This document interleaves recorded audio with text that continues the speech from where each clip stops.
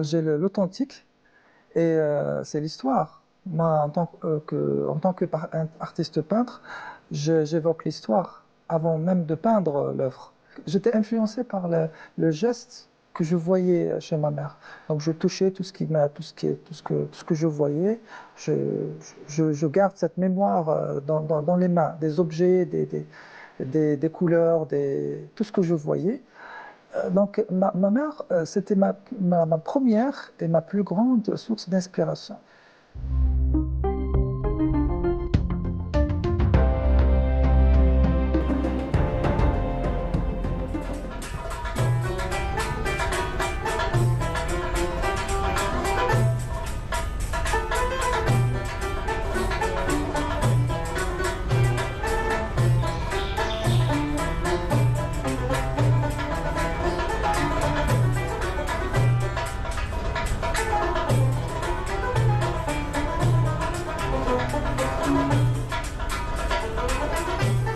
Bienvenue à tous et bienvenue surtout à notre invité du jour, Kamal Nour. Il est plasticien et il nous fait l'honneur et l'amitié d'être avec nous dans Passion. Bonjour. Bonjour Radia, merci pour l'invitation. On est ravis de vous avoir avec nous. On est ravis aussi d'être au Bastion 23, cet endroit qui est plein, chargé, qui regorge de mémoire, surtout celle des Riyas el-Bahar, donc ces intrépides marins donc de la taïfa des Riyas.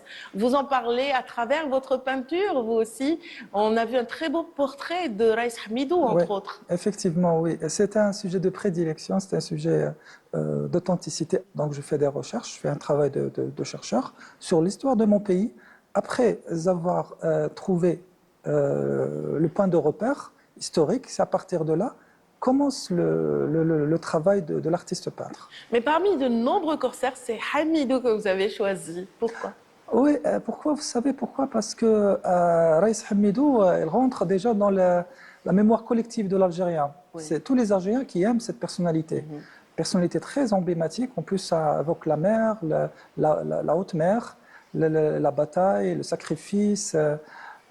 Pendant longtemps, Raïs Hamidou a sacrifié. C'était l'un des premiers Algérois authentiques parmi les Riyas qui a vogué donc sur les vagues de la Méditerranée de façon glorieuse. En tout cas, c'est bien de l'évoquer. Bon, mais il ne s'agit pas de Hamidou aujourd'hui, il s'agit de Kamal Nour. Donc, on va raconter un peu vos passions, votre univers, Kamal Nour, dans cette émission. On va peut-être revenir un petit peu en arrière, à vos débuts peut-être. Donc, quand vous étiez enfant, vous le répétez, vous le dites souvent, que voilà, enfant, vous aviez pour outils des crayons et des feuilles, et vous étiez placé sur une table de salon. Oui, comme tout enfant, d'ailleurs, le commencement c'était comme ça. C'était les premiers pas d'un enfant, badigeonner la peinture, assisté par ma maman qui était à l'époque couturière de talent. Donc j'étais influencé par le geste que je voyais chez ma mère. Source d'inspiration, mais aussi votre passeuse d'art, parce qu'elle jonglait avec la couleur aussi, avec les tissus, avec les textiles. Et vous êtes quelqu'un de tactile, vous êtes quelqu'un qui aime sculpter, vous êtes quelqu'un qui touche aussi à tous les supports. Oui, absolument. À partir de là, moi, à l'origine, d'après ma mère et d'après mon milieu familial aussi, j'ai développé cette espèce de curiosité physique, tactile, des choses. Donc c'est à partir de là j'ai commencé à façonner l'argile, façonner la pierre parfois, pour créer des objets, des formes abstraites que j'imaginais comme ça. Très bien, l'imaginaire foisonnant est né donc à l'enfance, guidé par justement cette maman un peu artiste. Vous réalisez un peu son rêve. En quelque sorte, oui. Là maintenant, ma mère m'avait soufflé une fois et ça m'a resté dans la tête, comme quoi j'ai réalisé en quelque sorte son rêve. Donc Absolument. moi, j'étais une continuité pour réaliser son rêve. Pendant que maman était le booster, le papa, lui, était le frein quelque part, dans la mesure où il ne voyait pas la peinture ou l'art de manière générale comme une voie de vie pour vous, n'est-ce pas? C'est normal. Mais ça a peut-être nourri votre détermination, non? C'est normal, c'est normal. Mon père était quand même un personnage qui a influencé ma vie, ma carrière, dans le bon sens. Pourquoi? Parce que malgré ses réticences, malgré le fait qu'il n'a pas voulu que je fasse des études dans l'art, malgré, il voulait à l'époque que je m'oriente surtout vers, entre guillemets, des études sérieuses. Pour lui, les études sérieuses, c'était les études de philosophie, d'histoire, de psychologie, et puis. Mais moi, j'avais tout un autre angle. Donc, c'était l'angle des arts et de l'inspiration. Et du coup, donc, à quel moment vous avez senti que c'était beaucoup plus qu'une passion, que c'était une nécessité d'aller vers l'art et d'en faire un métier à plein temps? J'étais tellement influencé par ma mère que mon choix était déjà fait au préalable, déjà fait en étant enfant, en étant plus tard adolescent. Je savais déjà ce que je voulais faire. Donc c'était grâce à ma mère. C'est elle qui m'a donné cette détermination, ce courage, cette vision claire de l'avenir, de devenir artiste peintre. Voilà, parce qu'il y a tellement beaucoup de choses à faire en étant artiste peintre ici en Algérie. Quand vous voyez la beauté qui nous entoure, ça laisse personne indifférent. Et justement, pour ma mère, il y a que la voie de l'art qu'on puisse exprimer la beauté de l'Algérie.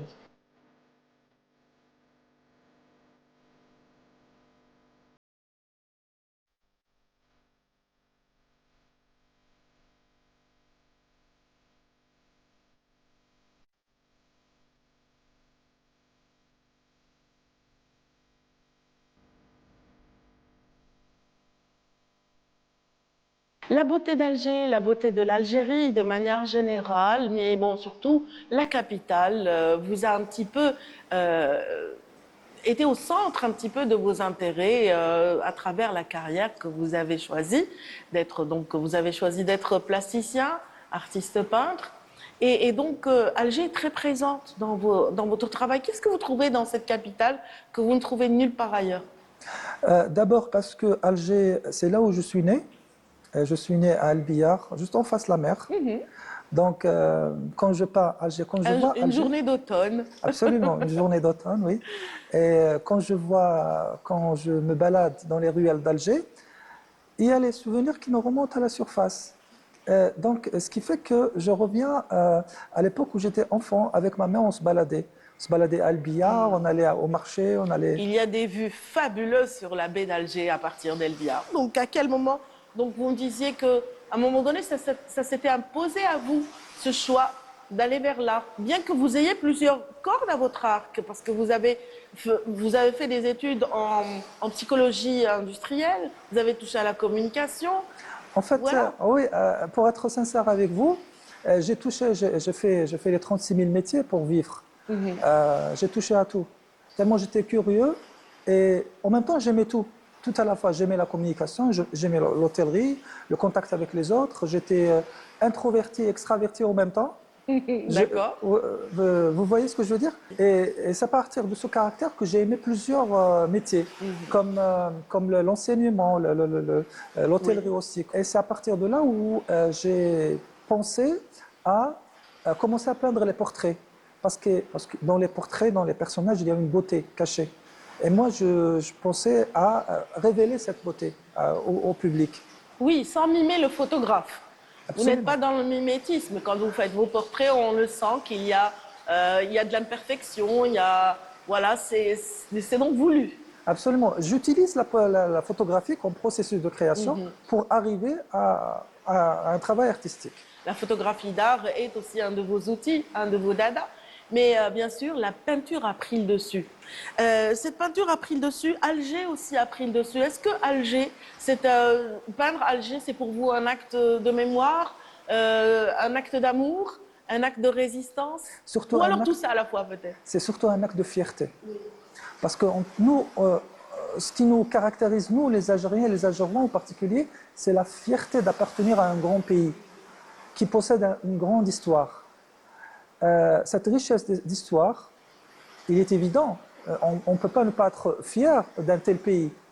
Donc c'est à partir de là que j'ai trouvé matière à travailler, à m'inspirer, à chercher, à trouver aussi l'information, à trouver l'histoire aussi. Oui. Tout récemment, vous avez partagé donc ces choix artistiques avec votre public. C'était dans un hôtel de l'ouest de la capitale. Et donc, notre caméra s'est baladée à travers les 6 messes de cette salle d'exposition. On va voir ensemble et on va revenir.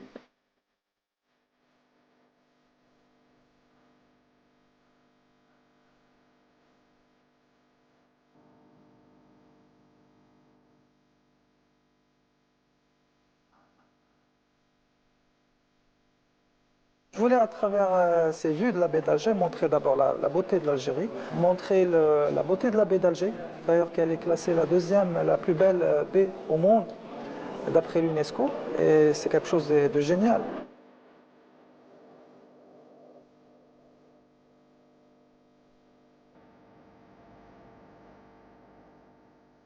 Quand on dit Alger, on dit des endroits emblématiques, on dit aussi des personnages emblématiques qui ont fait l'honneur de l'Algérie dans l'histoire ancienne et dans l'histoire contemporaine aussi de l'Algérie.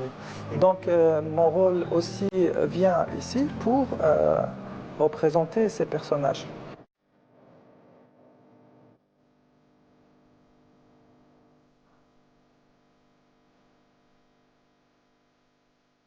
Il y a aussi des scènes de vie du quotidien qu'on rencontre au quotidien. En Algérie, où on trouve les presseuses de l'huile d'olive avec la presse traditionnelle, en pierre traditionnelle, et pour extraire de l'huile vierge. Et ce processus, cette scène de vie me marque en tant qu'artiste et pour pouvoir la représenter sous forme de peinture.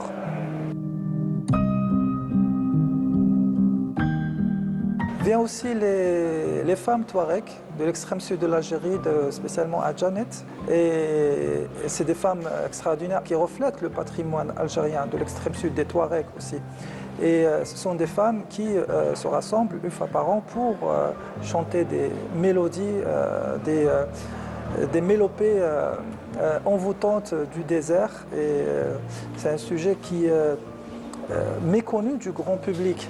Justement, c'est là où vient mon rôle en tant qu'artiste peintre pour faire connaître ce patrimoine si précieux.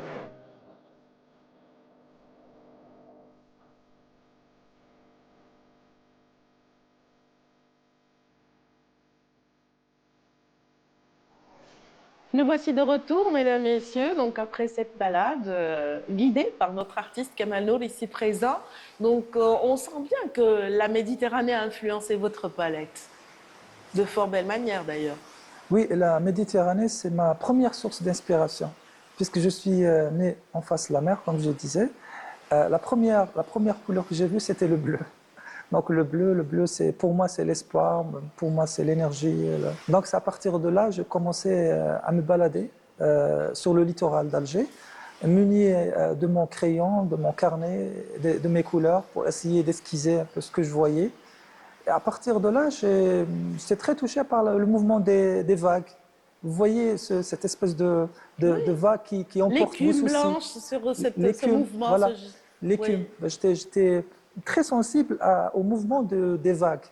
Et le sable, le soleil, les cumulus. Vous êtes un artiste qui est très près de la nature et d'ailleurs vous êtes souvent sur des tribunes qui défendent cette nature. À travers mes peintures, je montre l'importance de la nature. La nature, pour moi et pour tout Algérien, c'est une source d'apaisement, c'est une thérapie. Et qu'est-ce que vous cherchez à travers votre peinture? Qu'est-ce que vous aimeriez immortaliser le plus? C'est surtout le patrimoine algérien. Pourquoi le patrimoine algérien? Pourquoi les scènes de vie algériennes? Parce que non seulement je suis en plein dedans, mais aussi pour communiquer une émotion, pour montrer au monde la beauté algérienne et algéroise, pour montrer au monde la richesse de notre pays d'abord, mais surtout pour montrer à quel point on vit dans un cadre, dans un pays qui est extraordinaire. Donc j'immortalise le patrimoine algérien, comme le patrimoine ancien et nouveau. Donc j'essaie d'abord de donner le meilleur de moi-même et de concrétiser, comme par exemple le portrait de Raïs Hamidou, j'ai essayé de reconstituer son visage, qui est peut-être, c'est pas évident de le reconstituer, mais bon, d'après les Tous recherches, les d'après récits. les récits que j'ai lus, d'après l'histoire que j'ai lue, j'ai pu visualiser son portrait. Et moi, je considère ça comme exploit, et je considère comme un pas très important pour moi, parce que cette personnalité rentre déjà dans la plus grande histoire de l'Algérie, par la grande porte. Donc, pour un artiste algérien, je pense qu'il devrait toucher à ce volet-là, à, à, à travailler le patrimoine de son pays. C'est sa manière de montrer sa fierté Oui, tout et à fait. montrer son appartenance aussi. Et ce sont des œuvres qui voyagent à travers le monde. Vos œuvres sont dans différents pays, donc européens et autres. Et justement, ce contact aux autres cultures, est-ce qu'il est vital pour vous? Le patrimoine algérien, il faut qu'il voyage à l'international pour toucher le public étranger, pour montrer la beauté de l'Algérie. Les Touaregs, par exemple. Les Touaregs, c'est une civilisation extraordinaire. Nous, les Algériens, comme quoi on est dedans, parfois on ne Nous-mêmes, on sent est pas. épatés parce qu'on est au nord. On est Absolument. épatés par tant de beauté, par tant de respect, par tant Je vous confie un de truc, tradition il y a aussi des Algériens magnifique. qui Oui. ignorent, qui ne savent pas, qui ne connaissent pas l'existence des Touaregs, par exemple. Et à partir de ce moment-là, vient le rôle de l'artiste peintre et le rôle du photographe aussi. C'est de De montrer, rapprocher voilà, ce qui est loin. voilà, montrer ce patrimoine extraordinaire qu'on a et Oui. qu'on est parfois inconscient. Vous voyez, donc c'est là, ça joue le rôle de l'artiste. Justement, Kamel Nour, vous vouez un intérêt particulier à toutes les traditions, justement touareg. La population touareg vous intéresse particulièrement. Et vous avez dernièrement rendu hommage à une personnalité à qui on doit beaucoup pour la découverte de Tassili Nadjer, en l'occurrence Djibril Machar, Agmachar. Ouais, absolument. La personnalité de Djibril Machar, c'est une personnalité touchante pour moi. Donc, je l'avais découvert à travers la famille de Machar, que je salue à l'occasion. J'avais passé 11 jours au désert. C'est à partir de ce moment-là que j'ai découvert l'histoire fascinante de Djibril Machar, le premier qui a découvert le plateau du Tassili Nadjer et les gravures rupestres. Oui, il a servi de guide à tous les archéologues qui ont foulé le pied pour la première fois, découvert toute cette beauté du Tassili Nadjer. Il a non seulement servi de guide, mais aussi c'était grâce à lui qu'ils ont pu faire le pas au désert. Tout à fait. Donc si ce n'était pas lui, ils auront pas pu découvrir le plateau, ni même accéder au désert. Ni chercheurs, ni militaires, ni aucune personne aurait pu rentrer au désert sans la présence de Djibril Machar.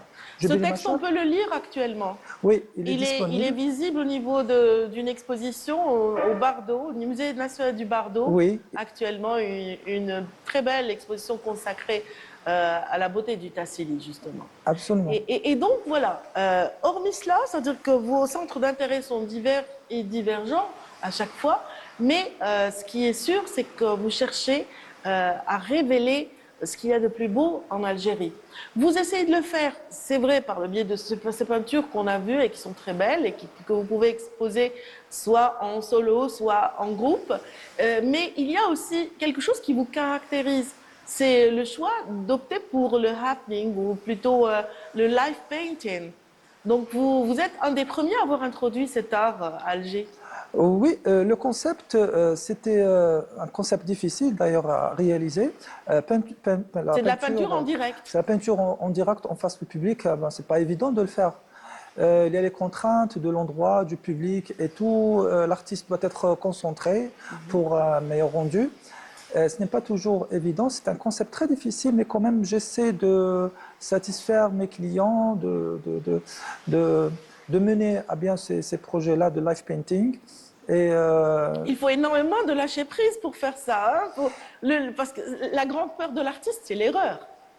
Et voilà, la peur de l'erreur, comment vous arrivez à la maîtriser? Moi, surtout, la peur de ne pas pouvoir finir à temps le projet. Donc, l'erreur, pour un artiste, il peut toujours rectifier son erreur. Mais quand on est pris par un deadline, un temps précis, c'est pas toujours évident parce que le travail de l'artiste demande beaucoup de temps, beaucoup de patience, beaucoup, par exemple, 8 heures de travail, 6 heures parfois, mais au minimal. Donc, c'est pas toujours évident de mener des live paintings en direct. De le faire en beaucoup plus court face à un public ou alors sur la toile parce que vous êtes très présent sur la toile à travers ces réalisations voilà, qui sont des petits challenges comme ça que vous vous lancez de temps en autre, Ouais. n'est-ce pas? Oui. On va en découvrir un justement.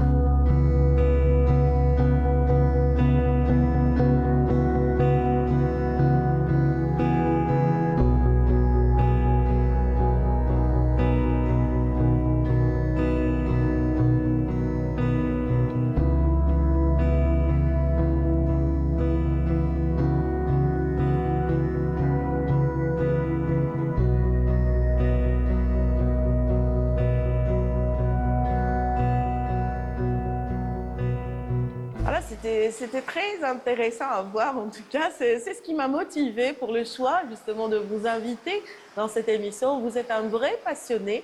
Vous vous donnez à fond tant dans votre choix de prédilection, la carrière d'artiste peintre, mais aussi dans vos autres choix.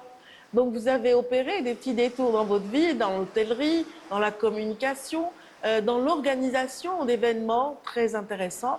Et donc, qu'est-ce qu'ils ont apporté à votre côté artiste, ces petits détours? Ça m'a rapporté de la perfection. Oui. Ça m'a rapporté un savoir supplémentaire, comme par exemple l'organisation des événements. Moi, c'est un terrain que je ne maîtrisais pas auparavant. Et après, par la suite, avec la fréquentation avec d'autres professionnels, forcément, j'ai appris. Tout s'apprend dans cette vie. Donc, avec le temps, j'ai appris à organiser mes propres expositions, événements, et en faire profiter tout le monde. Oui. Et ils ont toujours une saveur particulière. Vous êtes présent pendant le mois du patrimoine, en général, c'est vrai, toujours dans la continuité de ce que vous faites en peinture. Mais il y a aussi ces hommages que vous avez rendus à la femme. Par exemple, chaque 8 mars, vous organisez un événement et donc il y a eu un hommage à Badilala. Il y a eu aussi ces dames qui ont participé à la restitution de notre dignité, les moudjahidettes aussi qui ont été valorisées dans vos événements. Oui, les moudjahidettes, Lalla Badi Rabbi yarhamha, elle est considérée comme moudjahida aussi, avec son mari Rabbi yarhamutani. Je salue aussi par cette occasion toute la famille de Lalla Badi, sa fille, sa petite-fille et tout le monde. Il y a Badi Lalla, Rabbi yarhamha, il y a aussi... Pour ceux qui ne connaissent pas, c'est une grande artiste qui a un petit peu, comment dire, fait connaître le Tindi à l'échelle internationale. C'est la diva du désert. Tout à fait. Oui, c'est une femme extraordinaire, avec une voix envoûtante, mélodieuse. C'est toute la magie du désert qui se prononce quand on l'entend chanter.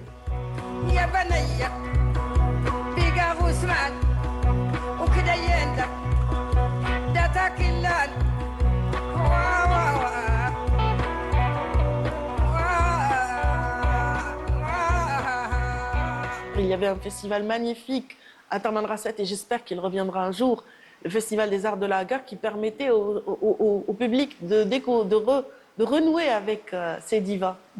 C'était magnifique. Et donc, je disais qu'il y a aussi ces événements consacrés à la femme. La femme, pour vous, évoque quoi exactement, Kamal? La femme, pour moi, d'abord, c'est ma mère. Alors, à partir de là, viennent toutes les autres femmes. Ça pourrait être ma sœur, mes collègues, mes amis, mes consoeurs, mes confrères et tout. Donc, on a besoin de valoriser la femme aujourd'hui parce que la femme a joué justement un rôle très important dans la révolution algérienne. J'évoque Jamila Boubacha, qu'on salue, et j'évoque aussi Brahimi Yamina aussi. Bnielles aussi, que j'ai eu l'occasion de la rencontrer récemment. Des femmes extraordinaires. Imen Khalif, que vous avez convié à vos événements. Imen Khalif, bien qu'elle est jeune. Oui, absolument. Donc moi, en tant qu'artiste, je trouve un poids d'inspiration très très important, un patrimoine extraordinaire, des femmes extraordinaires. Donc, On va voir ça en extrait justement et on revient juste après.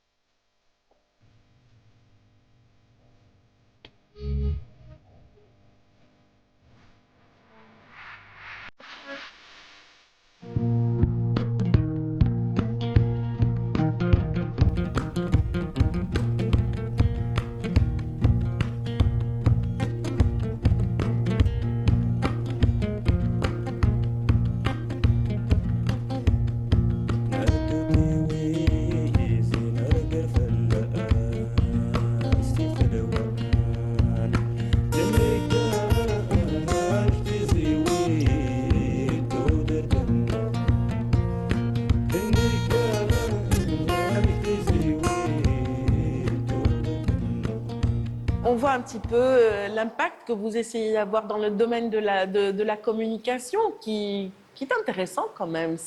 Il fait appel aux artistes, ce domaine. Et justement, dans ce domaine particulier, puisque vous contribuez aussi à de nombreuses illustrations de romans, de livres, donc d'auteurs. Et donc, que pensez-vous de l'intrusion de l'IA actuellement?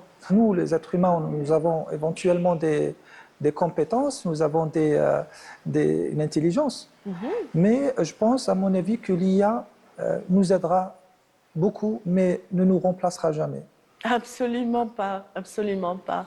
En tout cas, j'ai envie de dire à la fin de cette rencontre que les mots de votre père, avant de nous quitter, de quitter ce monde, vous a dit une phrase très belle. Mon fils, tu es un grand artiste. Il a fini par l'avouer. Il a fini en fin de... Est-ce que ça a changé quelque chose en vous? Ça a changé, bien que cette question est très sensible pour moi. Oui. Voilà. Alors, c'est vrai qu'en fin de vie, il a fini par se lâcher un peu et me dire finalement il a avoué indirectement qu'il s'est trompé. Il m'a dit que quand il a vu mes peintures, surtout la plus récente, il m'a dit que j'étais un grand artiste et ça m'a resté dans la tête. La couleur préférée de Kamal Nour, c'est? C'est le rouge. Et le rêve préféré de Kamal Nour, celui qu'il espère atteindre prochainement? C'est l'international.